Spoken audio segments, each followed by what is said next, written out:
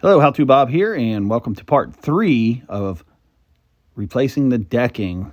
We're going to start out with another set of steps on the side. We got notches here cut. We have to slide this in around the posts. Got it notched on both sides, and it should fit underneath the posts if I hammer it in. And I'm going to use a block of wood as not to damage the edge of my steps. So I'll set the block of wood on the top and just pound this down into my stringers.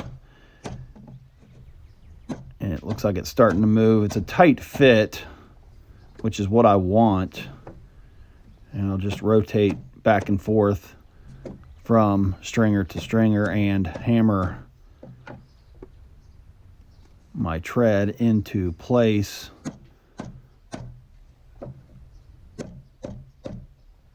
And it looks like it's going to go right in to place and be a nice tight fit. There we go. All right, so I've got the back tread on the first step in. So I'll go ahead and throw 2 screws in per stringer.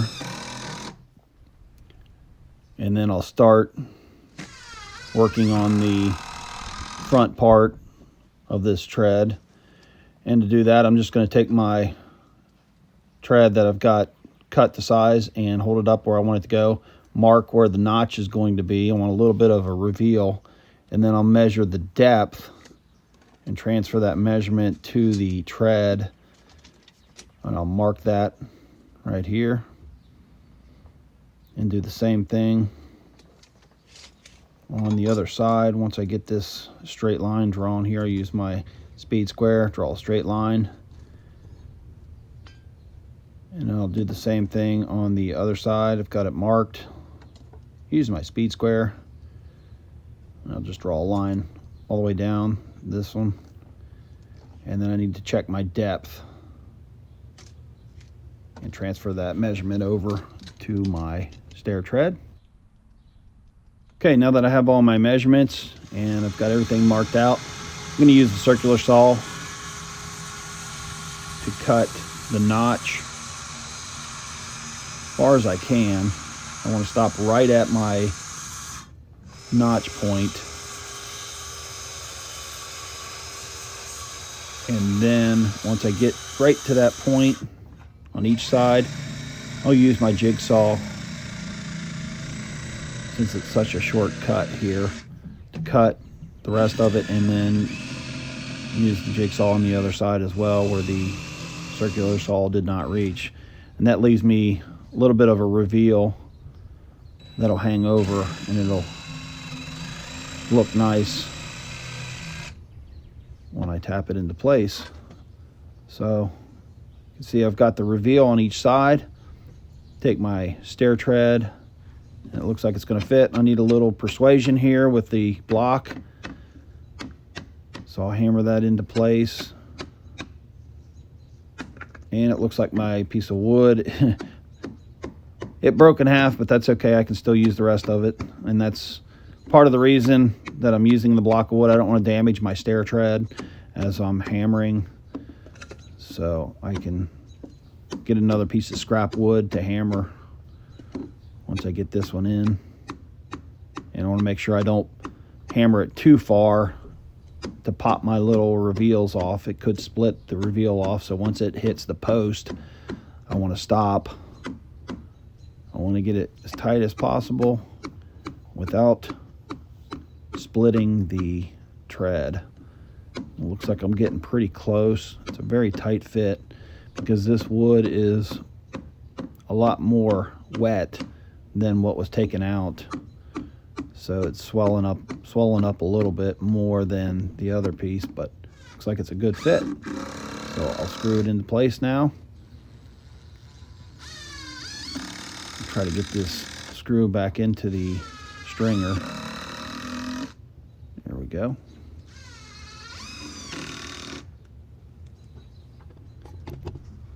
So now I can continue up the steps. I do have all my treads cut to size. And I'm going to put 2 screws in each stringer, and I'm going to go about an inch away from the edge of the tread on each one. And I'm going to put the treads tight up against each other, because once these dry out, they will pull apart just a little bit.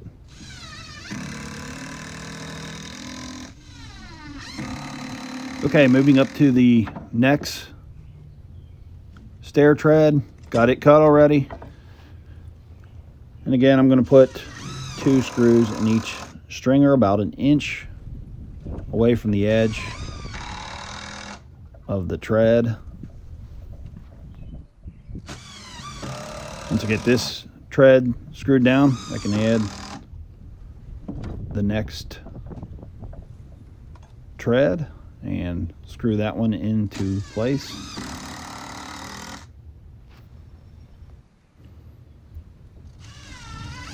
Okay, now that I have the stairs complete, I can resume working on the decking. Got a long piece here, I'll put that down, and I'll put a couple screws, pull it tight up against the previous row of decking.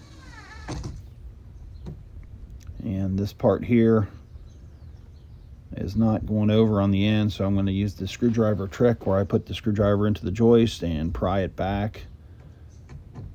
I like to keep them tight again, and then I can screw it in while it's tight, being held by the screwdriver.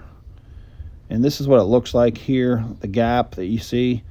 Put the screwdriver in the joist, pry it back, and then screw it down, and you can see how much tighter it is now by using the screwdriver. And this will keep your decking in line, so when you get to the end you don't have a bigger gap on one side. So you can see my measurement here on the end. It's going to be even all the way across, but I do need to rip this deck down here. So I've got it ripped down, and it slides in pretty good. And I'll line it up with the joist, and then I can tap it in underneath the upper deck. Once I get that tapped in, you can see there's a little notch right here. I have to notch a board out to go underneath because it's a little bit deeper on the right hand side of this. So I'll rip down the part up to the notch,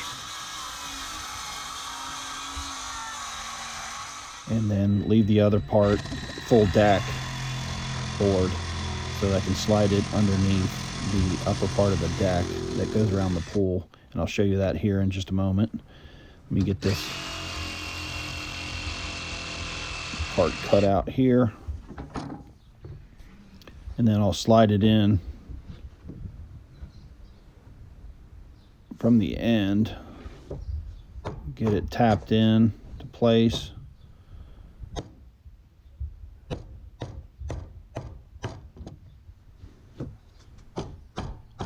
Real tight fit, which is good. Okay, so I've got it into place. Now all I have to do is start sliding it down. So I'm going to tap it from the end, and that notch has to go down another 16 inches from what you can see here. So I'm going to continue to hit that in with the hammer. Let me show you from the other angle what we're actually doing. It's actually more than 16 inches that we have to move it in. And I've got a board, and I'm prying it right now over, prying it up against one joist. And then once it gets so far, I have to hammer it in.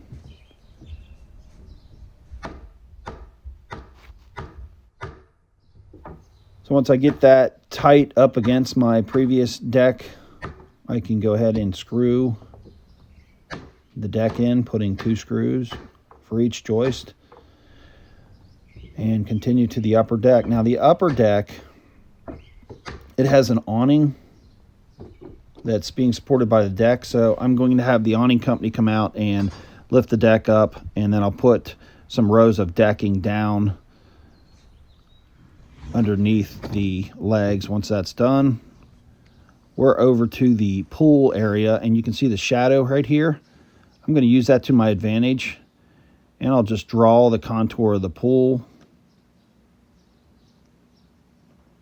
using the shadow, slide it back, and then I can use my jigsaw to cut that contour.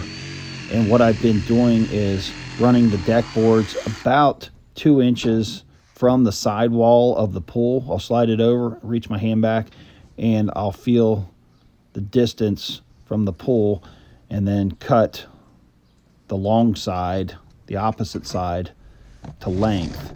And I want to leave at least 2 inches from the pool wall for any flex that the pool wall may have, and just to keep it from rubbing up against the pool. Keep it from rubbing up against the pool. So then I'll slide that up against the edge and put my screws in, making sure that the deck boards are tight against each other. Again, I'll do it about 1 inch away from the edge. And this part has a little bow in it, so I'm going to start putting a few screws in here.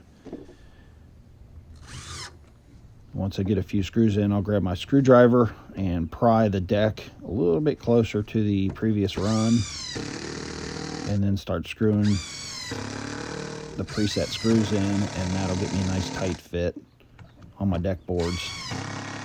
And it should be underneath the pool edge. Give a nice finished look up against the pool. Luckily, this deck was at the right level, that it went right underneath the top rail of the pool. If not, I would have run it right up to the top rail or pretty close. Again, leaving some room for flex. So next run, use my shadow here, draw a line, and then I can use my jigsaw again to cut the contour of the pool, and then just slide it back in, get my depth away from the sidewall, cut the other side, and screw the deck board in. And again, I've got a spot here that needs to be pried over. Once I get that tight, I continue screwing all my deck boards down, keeping them nice and tight against the previous run. Now this part, there is a post on the pool, so I'm going to have to scribe that in, and what I'm going to do is just draw basically the contour of that post and do a little cutting, and then try and fit it back up in around the post in the pool top rail as I get closer. You can see it's not that close of a fit yet, so I'm going to trim a little bit off here to allow the board to go underneath. See if I can get a straight line going across here. Then I can cut to get a better fit, and it's going to be trim a little bit here, trim a little bit there, mark a little bit until I get it just how I want. So it looks like it needs a little bit more trimmed off right there. And it's just trial and error to make sure that I get exactly how I want. If I was to mess up, I've got another foot on the opposite side of the board that I can just move it down a little bit further and do it over. Looks like a pretty good fit there. So I'm going to mark my opposite side, and I'll cut that straight. I can slide the board back underneath the deck, or underneath the pool. And it looks like it needs a little more space, so I like the contour. I'm just going to cut the angle, same angle that I had, but give it a little bit more room next to the post. And then I can screw my deck board down And I'm going to have to cut the next row is on the post as well, so I'll butt it up against the post just to get my size and shape cut around the post. I can use part of the shadow from the sun, which is very helpful. That'll give me my angle there, but then I have to scribe the post in just by setting it up against the post. See how this fits. And it needs a little bit more off the side here. So I've got my shape. I'm going to make it a little bit deeper now so that it goes under the pool top. I want to make sure that it's not up against the sidewall, and I've got that where I want. Cut my length on the opposite side.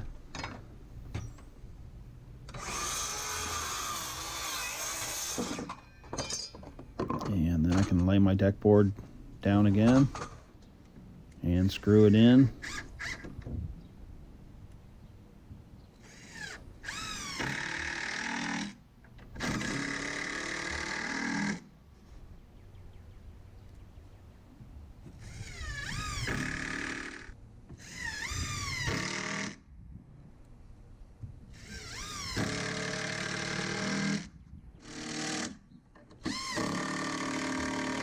Okay, next row decking.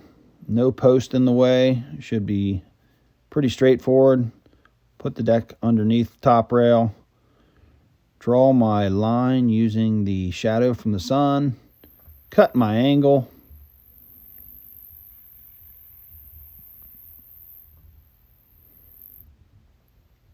Set my depth to about 2 inches from the pool wall. Trim off the other side.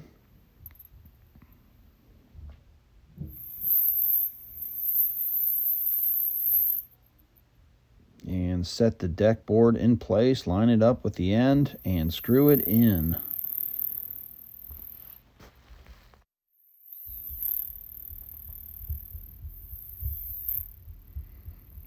So it looks like we're at the second to last row, and there's going to be a little bit of an overhang, which is great.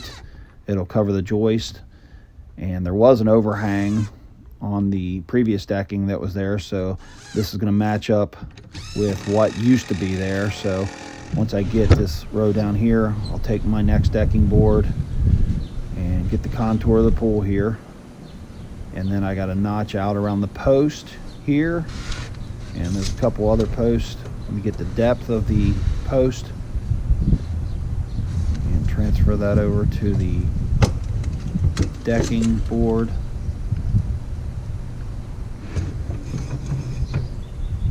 And then I need to mark my length. That's where I'm going to cut the board, and the other post notch is going to go right here. And we'll see if I can get this straight line. I have something to cut.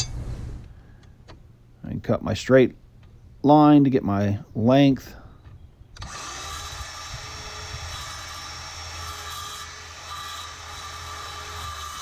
There we go. And then the notch for around the post.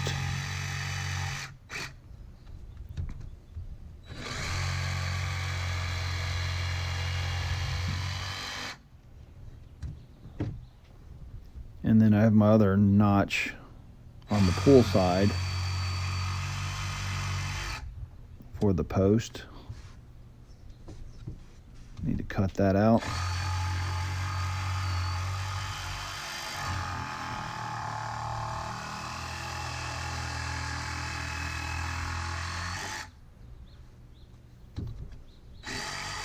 So I've got my notch cut. Let's try to fit, see how well it fits. Looks like it lines up good. And I need to take off the previous board. So in hindsight, I should not have put all the screws in the previous deck board run. I should have maybe just put a few in to hold it in place while I check my fit for the last board. But I took this one off, and I have to tap the last run into place, and I want to check my measurements from side to side to make sure that I can get the second to last board in between the two. So I've got it in between. I had to tap it in a little bit, and then I can resume screwing all the deck boards in. It was a good tight fit. So all that's left for me to do is put all my screws in, 2 on each joist. And then we'll take a look around at the deck. All the decking is done. So you can check back for part 4, and we're going to put some vinyl privacy panels on each side of the deck. So if you like this video, make sure to subscribe and hit that bell icon. And as always, thanks for watching.